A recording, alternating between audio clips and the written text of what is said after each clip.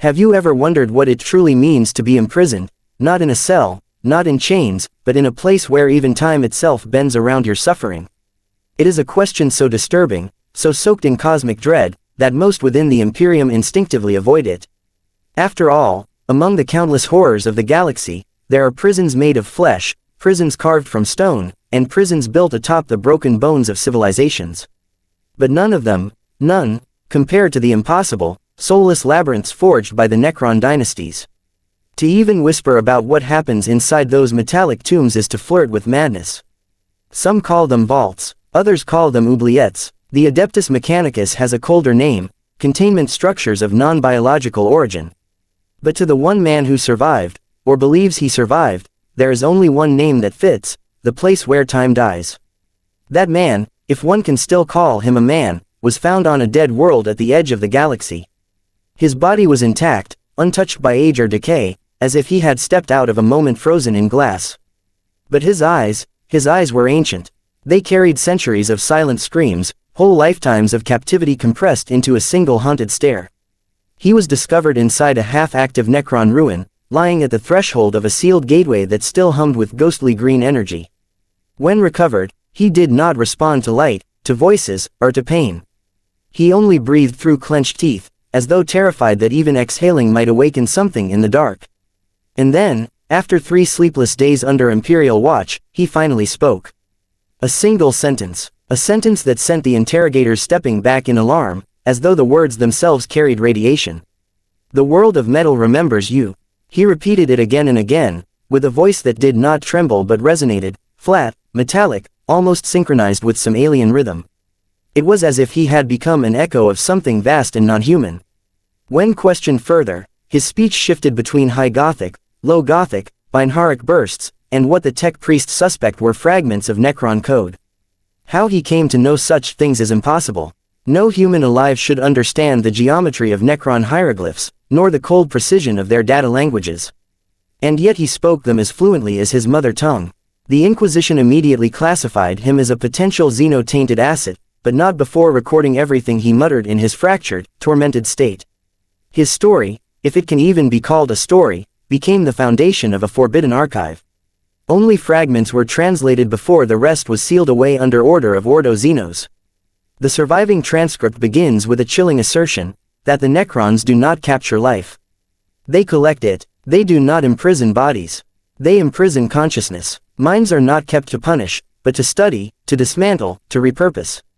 In those dark halls beneath the tomb worlds, he claimed, every memory has weight, every fear has value, every scream is a data point carved into the cold architecture of eternity. This first confession is not merely an introduction, it is a warning. A frightened attempt to explain something that cannot be rationalized. Something he insists no human was ever meant to witness. Something that left him uncertain whether he had escaped the Necrons at all, or whether his freedom was merely another layer of their design. And so, before the testimony descends into madness, he poses a final question to his interrogators, one so unsettling that the recording stops for nearly a full minute, as if the listeners were afraid to breathe. The survivor's account begins long before he ever set foot inside a Necron prison. It starts on a nameless world, a dust-choked grave of a planet orbiting a dying star. No Imperial maps recorded it. No astropathic messages ever mentioned it. The world was found by accident, during a routine survey conducted by a small research detachment from the Adeptus Mechanicus. They had detected faint energy readings, anomalous, ancient, impossibly stable, resonating beneath the planet's crust. For the Mechanicus, such signals were irresistible. They represented one of 2 possibilities: lost human technology waiting to be reclaimed, or alien relics waiting to be dismantled and purified. Either one was enough to justify dissent. But the moment their ships touched down, something felt wrong. The air was still, too still. Not the stillness of a barren world, but the artificial calm of a place waiting, observing, remembering. The dust never blew unless stepped on. Sound refused to travel more than a few meters before dissolving. Even the light seemed subdued, as though the star above had dimmed out of respect for whatever slept beneath the surface. The research team moved with mounting unease, taking readings, scanning the ground, following the faint tremors that pulse beat through the stone-like mechanical heartbeats. They didn't know yet what they had found. They only knew that the world felt occupied. On the second day, they excavated the first metallic surface, a smooth black panel, impossibly polished despite eons of burial. It hummed faintly under their touch. Some believed it was a sealed vault. Others insisted it was a door. None imagined it could be both, and far worse. When they finally breached the upper layer, the ground opened like a wound. A hollow shaft yawned downward, spiraling into an abyss lit by a sickly green glow. The deeper they descended, the more the air grew stale, thick with the metallic tang of ancient machinery awakening after long slumber. Their intrusion had been detected. What happened next was quick, so quick the surviving audio logs contained nothing but screams and static. A surge of emerald light erupted from the lower levels. Bodies vanished in an instant, carved into dust by weapons no human eye had time to register. The survivor, the man whose later testimony fuels every chilling word of this story, was not among the dead. He had been standing near the upper surface when the blast happened, thrown violently backwards onto the sand. When he regained consciousness, the excavation site had gone silent. No mechanicus, no noise, no movement, only the open shaft, still glowing faintly, and the unbearable sense that something beneath had noticed him. He should have run. Every instinct in his body screamed at him to flee. But he was a soldier, trained to investigate anomalies, not fear them. So he approached the shaft, leaning over the edge, calling out the names of his missing team, names that echoed back to him not in human voices, but in cold, metallic distortions, as if the tomb itself was testing the sound before replicating it. He took one step backward, and then one more, and then the ground beneath him shifted. The panel he stood on separated like interlocking pieces of a puzzle. There was no warning, no grinding of gears, no mechanical noise. One moment he was staring into the pit, the next, he was falling, silently, weightlessly, down a polished chute that swallowed him whole. He remembered the darkness more than the fall. Darkness so absolute it felt like a physical presence, pressing against his eyes, pushing into his lungs, wrapping around his heart. His body had no sensation of motion, only descent, endless descent, as though his fall was being slowed, studied, analyzed. When he finally struck the ground, he landed not on metal, but on something softer, something alive. It pulsed beneath him, glowing, faintly with a green luminescence that traced the veins of a living circuit. He scrambled to his feet, gasping, trying to make sense of the chamber around him. Walls resembled ribbed metallic catacombs, each panel glowing with intermittent data bursts. They were not walls at all, he realized, they were dormant sarcophagi, millions of them, stacked from floor to ceiling in perfect, inhuman alignment. And every one of them was waking up. One after another, emerald lines crawled along their surfaces, lighting up like a constellation of hungry stars. The air grew colder. A sound, thin, metallic, and somehow mournful, drifted through the cavern. It was not the hum of machines, it was the whisper of something ancient stretching after a million-year slumber. He turned, searching for escape, but the chamber had no doors. No exits, no openings. The floor beneath him shifted again, forming patterns that traced his footsteps. The tomb was mapping him, learning him, preparing him. Then, from the center of the chamber, a pillar of light erupted, narrow, precise, impossibly bright. Mechanical tendrils unfolded from the ceiling, spiraling downward like a predator unfurling its limbs. They moved with the grace of serpents and the cruelty of surgeons. Before he could react, they wrapped around his limbs, his torso, his throat. Not tightening, not yet, simply holding him in place, restraining him with cold gentleness. He tried to scream, but the air seemed to thicken, swallowing the sound before it could leave his mouth. And then he heard it, the voice. Not spoken aloud, not heard through ears. It resonated inside his skull, cold and absolute. You are catalogued. 2 words he would hear again and again. 2 words that marked the beginning of his descent into the Necron Prison. He did not remember being moved, only the sudden, disorienting shift from the vast chamber of awakening sarcophagi to a smaller, colder place where the walls were smooth as obsidian and the air was painfully thin. The transition felt instantaneous, as if space itself had folded between one breath and the next. He found himself lying on a platform shaped not for comfort, but for restraint, its surface humming with a low, almost sympathetic vibration. The mechanical tendrils that had captured him earlier withdrew into the ceiling, disappearing with the silent precision of a predator retreating into shadow. For a long moment, nothing happened. No sound, no movement, no light beyond the faint emerald glow that traced geometric patterns along the walls. It was in that silence that the true terror began. A thin line of green light slid across his body, scanning, dissecting, analyzing. He felt it, not on his skin, but deep within his mind, like icy fingers combing through his memories. Childhood moments flashed before his eyes. His mother's face, his training, his first deployment, his first kill. Each memory rose and shattered, not violently but with sterile precision, as though someone, something, was reorganizing his life into a sequence of useful data. He tried to thrash, to resist, to protect the memories that felt closest to his identity, but his limbs did not obey. His thoughts did not obey. Even his breathing seemed to falter whenever the green light intensified. It was then he realized the purpose of the chamber. This was not a cell. This was an interrogation sanctum, the Necron equivalent of an autopsy combined with a data archive. And he was the specimen. Without warning, metallic scarabs, tiny, insect-like machines with razor-thin legs, emerged from hidden vents in the walls. They swarmed over him in perfect, synchronized formation, their bodies clicking and whirring softly. They did not cut him. They did not harm him in the traditional sense. Instead, they pressed their bodies against his skin, each contact sending a burst of electric information through him. The sensation was indescribable, a cold shock that traveled through bone and nerve, mapping not just his body but his thoughts. He felt them cataloging the rhythm of his heartbeat, the structure of his DNA, the patterns of his synapses. They were studying him the way a scholar studies a rare text, page by page, layer by layer. And then came the violation he could never fully describe. One scarab climbed onto his face, stopping directly over his right eye. It did not pierce or claw. It simply extended a needle-thin filament that touched the corner of his eyelid. Instantly, he felt memories being siphoned, sucked out not as images or feelings, but as raw data. His childhood vanished first, drained like water from a cracked vessel. The memory of his first love evaporated next, leaving behind a hollow ache. Moments that defined him, victories, failures, triumphs, humiliations, all were siphoned away in silent efficiency. He screamed, but the chamber absorbed the sound, turning his voice into nothing more than a vibration in the air. When the scarabs retreated, he was left trembling, his mind in pieces, whole chapters of his life missing. He could still remember that certain memories had existed, but not what they contained. Like books with ripped-out pages. He gasped for breath as his mind tried to restructure itself, to fill the voids, but the damage was done.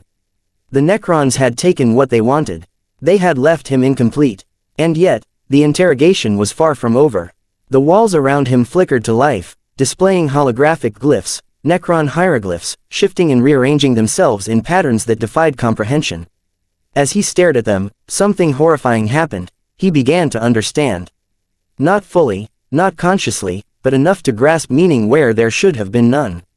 The symbols pulsed with intent, with cold intelligence, and his mind, broken and rearranged by the mechanical scarabs, began to interpret them automatically. It was as if the Necrons had rewritten part of his brain to act as a translator. A voice followed, not spoken aloud, not transmitted through the air.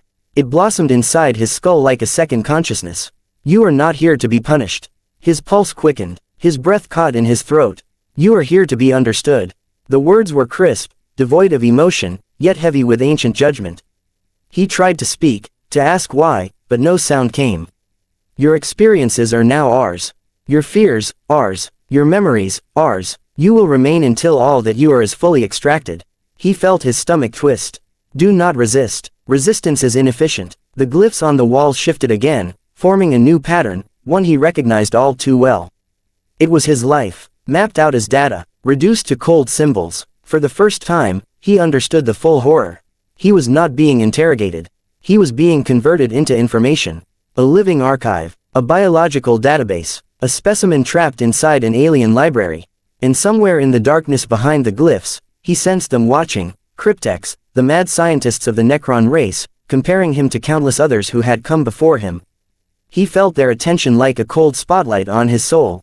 This was only the first step, the beginning of a long descent into the Necron prison. And he had only begun to grasp how deep the darkness truly went. The survivor's recounting of what happened next came in fragments, shattered pieces of memory torn apart by whatever the Necrons had done to him. But the parts he remembered were enough to form a picture of absolute dread. After the scarabs retreated and the walls dimmed, he lay motionless on the platform, shivering as the artificial cold seeped deeper into his bones. The chamber hummed with a quiet, predatory patience, as if waiting for his mind to stabilize just enough for the next phase of torment. He tried to shut his eyes, but even in darkness he could feel the glyphs pulsing behind his eyelids, imprinting themselves into the raw, exposed pathways of his thoughts. He told the interrogators that the silence was worse than the pain. Worse than the scarabs. Worse than the losing of memories.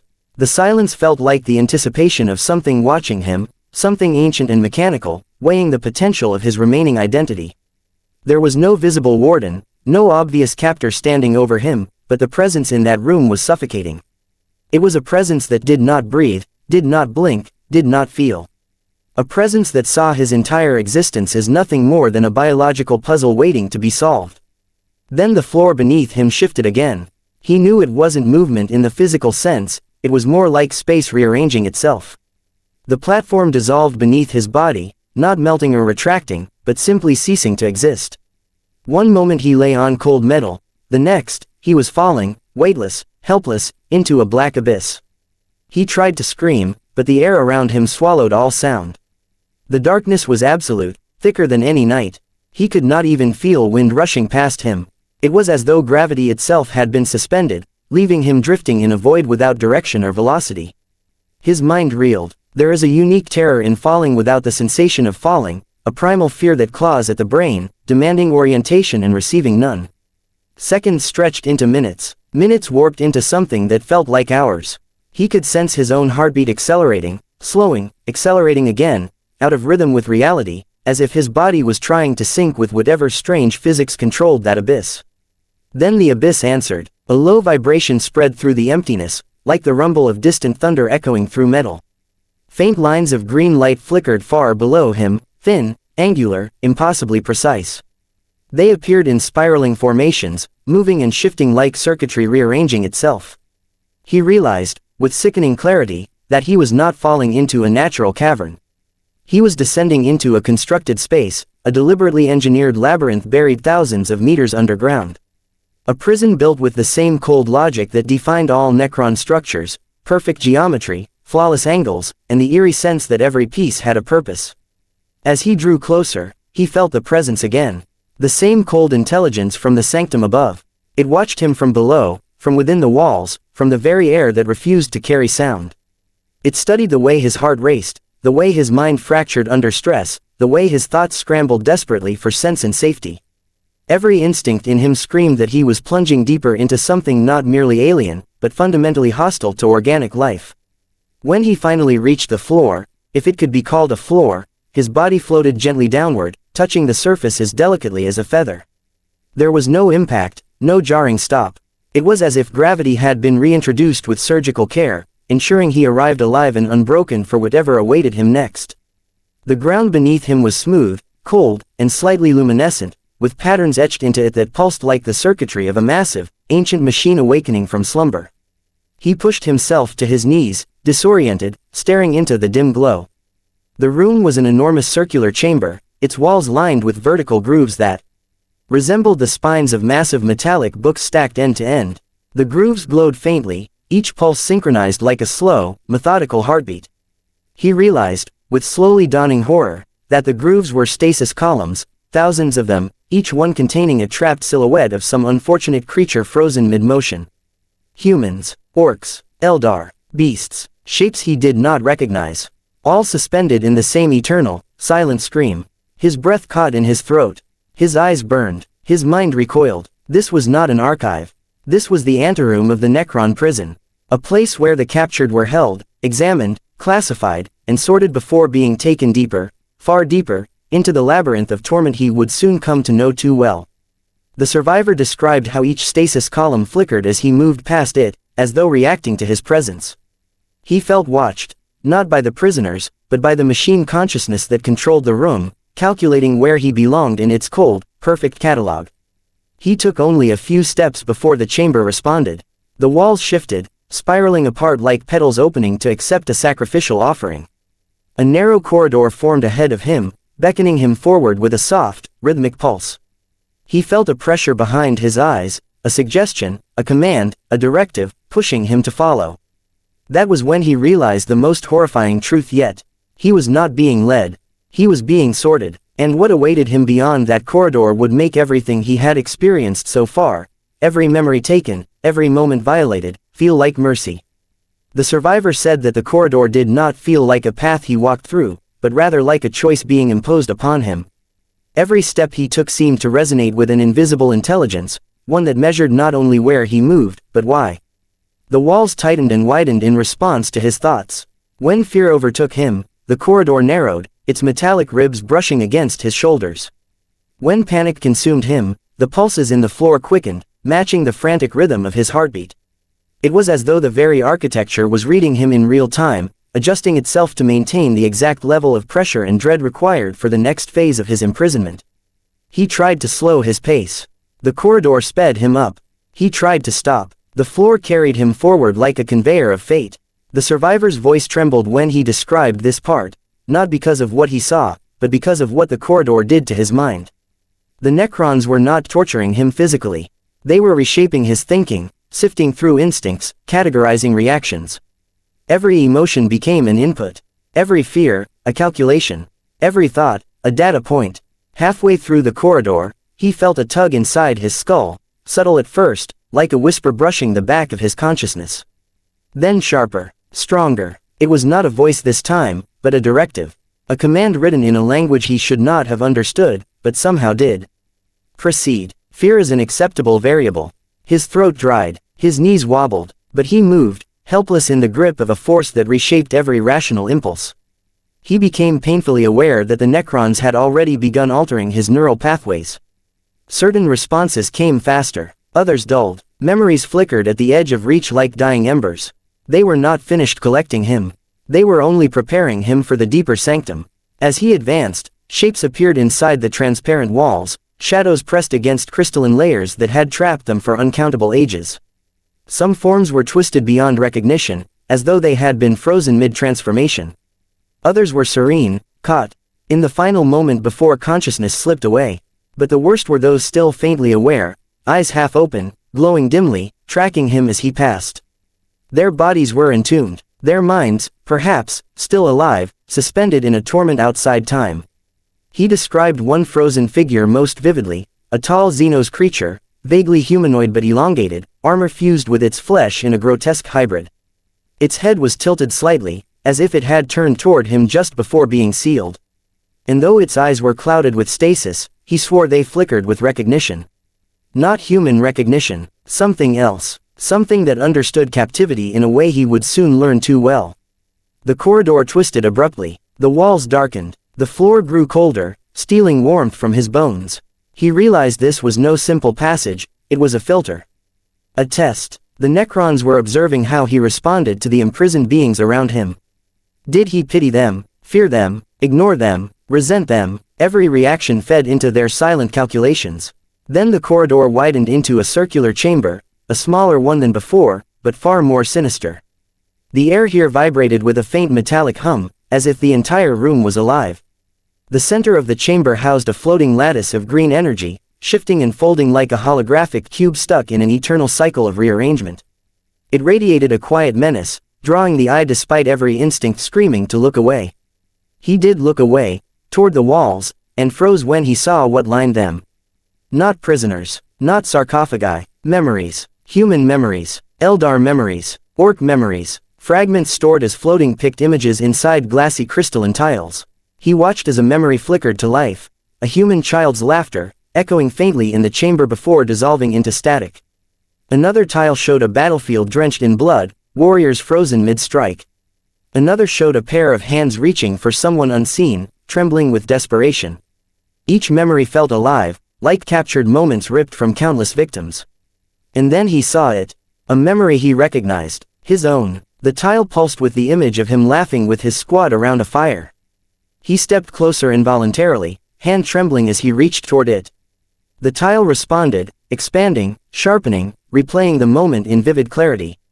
He felt warmth. He heard voices he thought he would never hear again. For a fleeting second, he was there, whole, human, free. Then the tile flickered, the memory distorting. His comrades' faces melted into blank, metallic masks. Their laughter turned into hollow echoes of Necron chittering.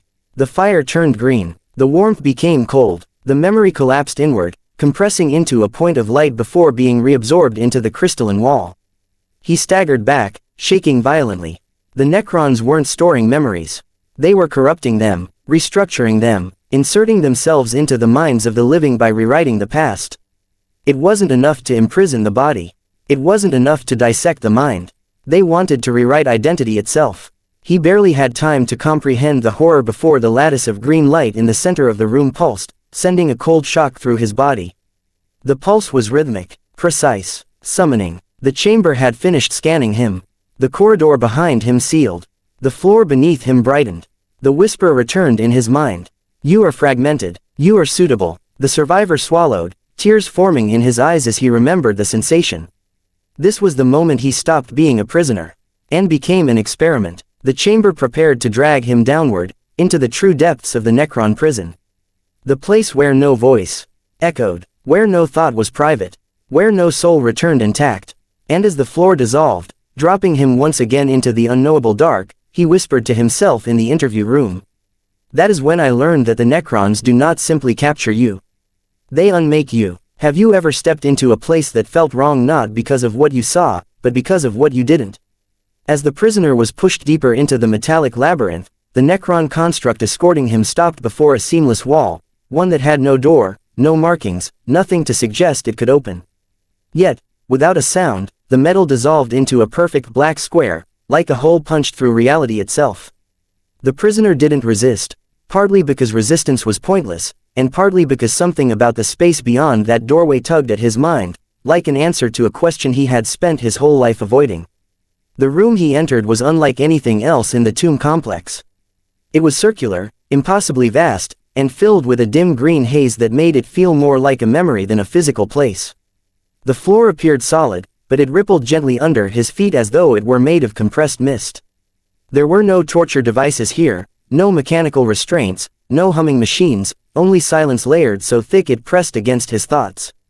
The Necron warrior stepped back, allowing the wall to seal behind him without a trace, leaving him utterly alone. Yet the prisoner felt instantly that he was anything but alone. An attention, cold, immense, ancient, settled on him, and he could feel it bypassing his body entirely, reaching instead for the core of his being. He tried to breathe, but even breath felt irrelevant here, like a mortal habit stripped of all meaning. The air was neither warm nor cold, neither stale nor fresh, it was simply present, the way a still ocean is present before the storm.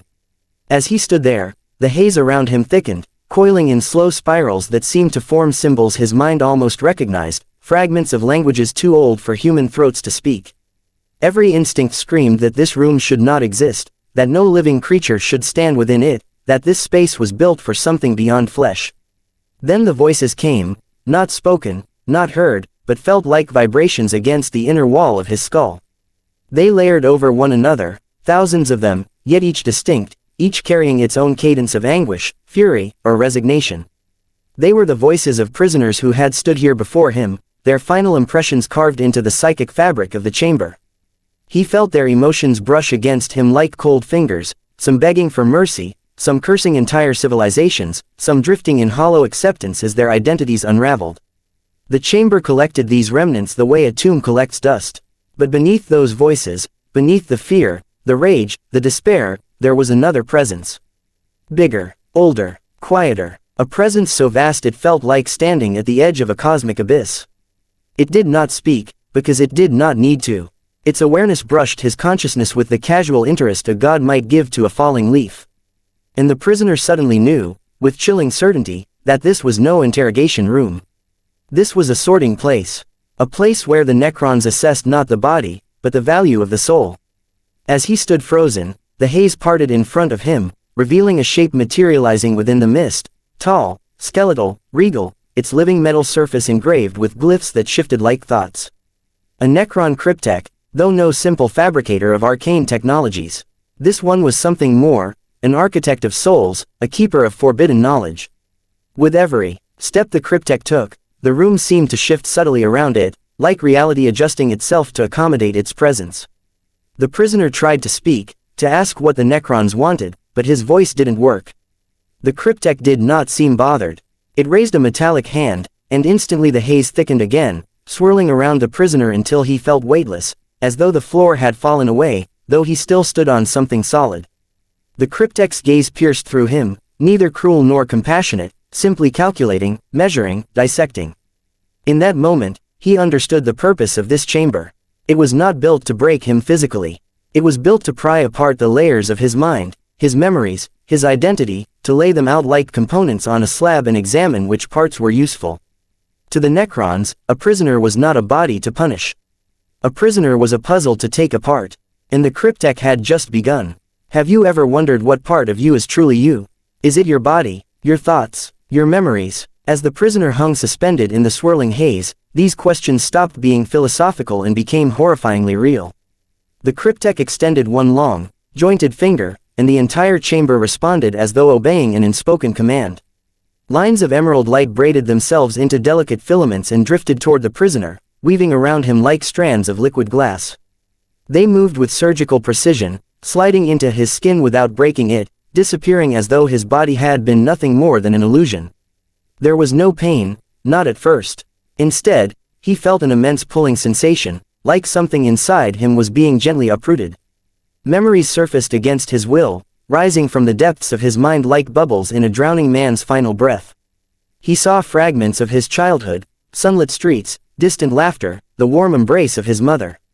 Then the war that had dragged him into this nightmare, the desperate battles, the desperation, the moment the Necron gauntlet closed around his throat. Each memory illuminated for a moment, then peeled away like a layer of old parchment.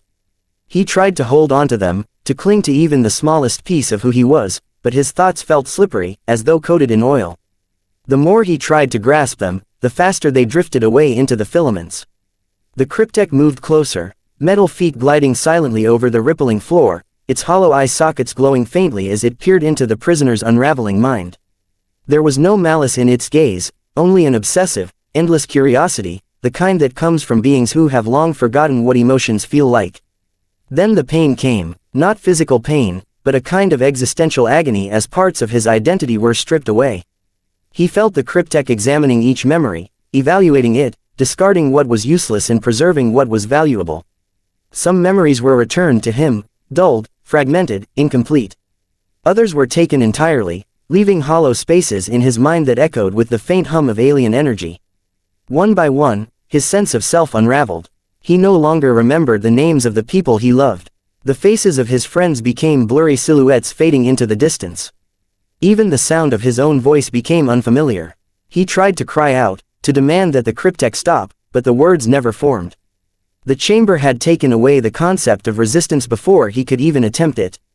But then something unexpected happened. Within the sea of memories being drawn from him, one surfaced that glowed brighter than all the others, something the cryptech had not anticipated. A memory not of fear or pain, but of defiance. Of standing against impossible odds. Of refusing to bow, even when the universe itself demanded surrender. The moment it appeared, the filaments around him shivered violently, as if recoiling from a spark of heat. The cryptech froze, its attention fixed on the anomaly. The swirling haze of the chamber dimmed, the voices of past prisoners quieting into a tense, expectant silence. The cryptech reached toward the glowing memory, and the chamber reacted violently. A shockwave rippled through the air, distorting everything like a ripple through water. The prisoner's body jerked as though struck by lightning, but the cryptech stood perfectly still, analyzing the disturbance. This was no ordinary fragment of thought. It carried something deeper, something that living beings possessed in Necrons had long ago given up. Something they feared, even if they no longer remembered why. Willpower. The cryptech reached again, but the memory resisted, flaring with a force that sent cracks of green energy shooting across the chamber walls. The ancient technology shuddered as though ripped from its equilibrium. The cryptech's head tilted, its interest intensifying. For the first time, the prisoner sensed a shift in the cryptech's demeanor, not emotion, but recognition. It had found something rare, something valuable. The chamber dimmed again, stabilizing. The cryptech stepped back, its mind evaluating new possibilities. The dissection of memory paused, but not out of mercy. The cryptech had discovered something that changed the prisoner's fate entirely. He would not be discarded. He would be repurposed, and the first stage of that transformation had already begun.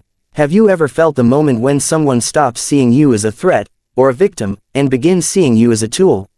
As the chamber steadied and the crackling green arcs faded into the mist, the prisoner sensed a subtle but undeniable shift in the cryptech's focus. It was no longer simply extracting or dismantling him. It was studying him, measuring him, calculating a new purpose for him with the cold efficiency of a machine that had dissected thousands before him. The rare fragment of willpower had changed everything. The haze in the chamber withdrew slightly, revealing more of its impossible architecture. Vast circular patterns appeared on the floor beneath him, concentric rings etched with glyphs that pulsed like a slow heartbeat. Each pulse sent a soft vibration through the prisoner's bones, as if the room was syncing itself with his remaining consciousness. The cryptech stood at the edge of one of the rings, its metallic body still as a statue yet radiating a presence that dominated the chamber. For a long, silent moment, the cryptech simply observed him. It was not admiration, nor contempt. It was the expressionless assessment of a being that had spent millennia perfecting the art of transforming life into something useful. When it finally moved, its gestures were deliberate, calculated, precise. A small device detached itself from the cryptech's back and floated forward, its surface shifting like molten metal forming a sphere. It hovered in front of the prisoner, humming with quiet intensity. The prisoner felt something inside him recoil instinctively, even before he understood why. Whatever the device was, it wasn't meant to hurt him. It was meant to change him. The cryptech raised one hand, and the sphere split open into a lattice of intricate, rotating frames. Within those frames hovered a tiny shard of pulsing green crystal, a fragment that radiated hunger. It wasn't the hunger of a living creature. It was the hunger of an empty vessel seeking to be filled. The prisoner felt a cold prickle crawl along the base of his skull. He knew, without understanding how, that this shard was not of human origin. It was older, infinitely older, a piece of technology, or something imitating technology, from an age when the galaxy was young. The cryptech extended its will, and the shard drifted closer. At that moment, the prisoner's instinct screamed. His heart hammered against his ribs as his body strained against the invisible restraints holding him aloft.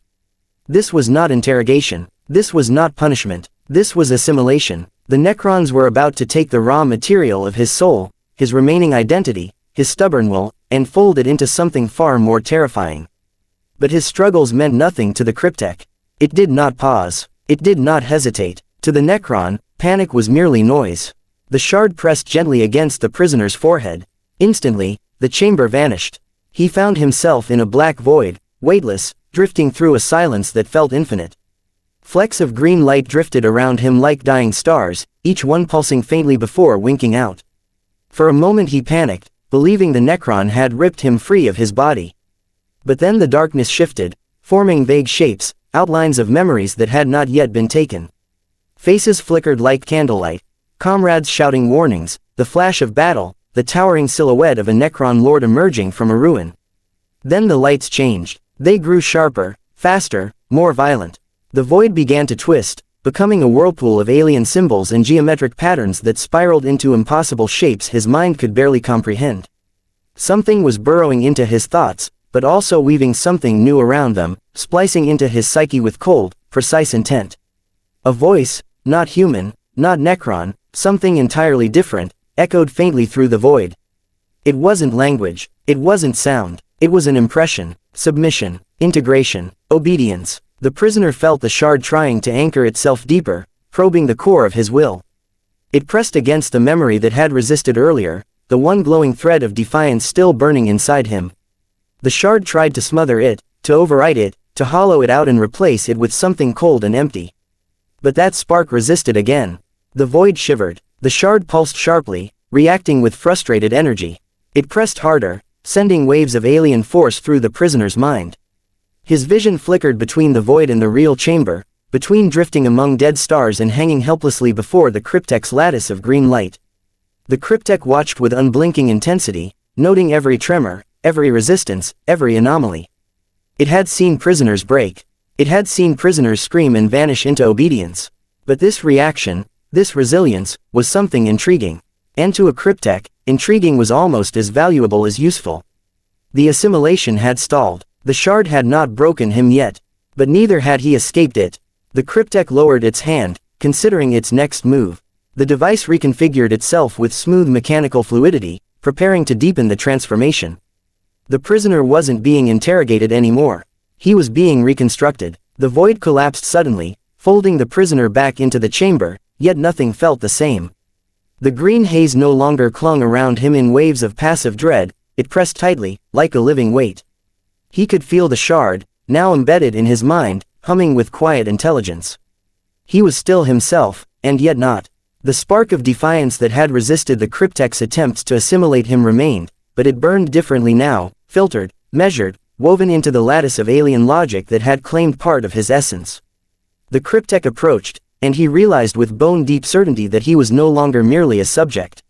He was a vessel, a hybrid of human thought and Necron data, a bridge between mind and machine. The chamber pulsed with the quiet rhythm of the shard, the floor beneath him alive with knowledge far older than the Imperium. He was tethered to this place now, yet paradoxically, free within it. You have survived the sorting, the impression of the cryptex will resonated inside his consciousness. You are catalogued, yet not yet remade. You are adaptable. He wanted to ask what that meant. His voice no longer belonged to him. When he tried to speak aloud, only silence emerged. Words, as they had existed before, were insufficient. Yet understanding came, not through language, but as a raw, alien comprehension. The Necrons had altered him in ways that the universe itself might not fully grasp. He was prisoner, and participant, and something else entirely, an echo of what it meant to exist in a Necron tomb without being entirely consumed. The chamber's lattice dissolved, the walls pulsing faintly with a rhythm that seemed almost like a heartbeat, though no heart existed. The cryptech receded, vanishing into the mist, leaving the prisoner alone. He stepped forward, yet there was nowhere to go. Every corridor, every passage, every hollow and spiral seemed identical, endless, a fractal prison. And yet he felt neither despair nor panic. He had become part of the system, and in becoming part, he had glimpsed the infinite. The memories he had thought lost were not returned. They had been rewritten, reshaped, compressed into patterns that his mind could both recognize and reject. The names of his friends, the warmth of his past, the fires of his battles, all existed now as data, accessible but alien, real but impossible to touch. He understood, in a cold, final clarity, that the Necrons did not imprison for cruelty, nor for conquest. They imprisoned for comprehension, to hold a life, a mind, a soul, and examine it beyond the limits of biology and time. This was their purpose. He sat in the center of the chamber and closed his eyes, or at least the mind's approximation of them. Somewhere, deep inside, the spark of defiance remained, and somewhere else, the shard hummed, waiting, calculating, infinite. He realized that he was neither free nor fully captive. He was something else, something neither man nor machine could claim entirely. And as he lingered in that impossible space, he whispered to himself, though even the whisper was an echo inside his own mind. If the Necrons can imprison your mind without touching your body, how would you ever know you were free? The words hung in the chamber, unanswered. Outside, the galaxy went on, unaware of what had transpired. The tomb would remain, the cryptech would continue its endless work, and the prisoner, half human, half archive, all observer, would endure, a living testament to the horrors of the Necron mind, and the fragile persistence of will against the impossible. Time had no meaning here. Pain had no meaning. Identity had no meaning. Yet he remained, a flicker of awareness in a tomb that had forgotten mercy. Somewhere, deep in the endless corridors of the Necron prison, he smiled. Or at least, he thought he did. The story ends not with escape, not with triumph, but with the realization that some prisons are eternal, and the mind itself can be both the cage and the key.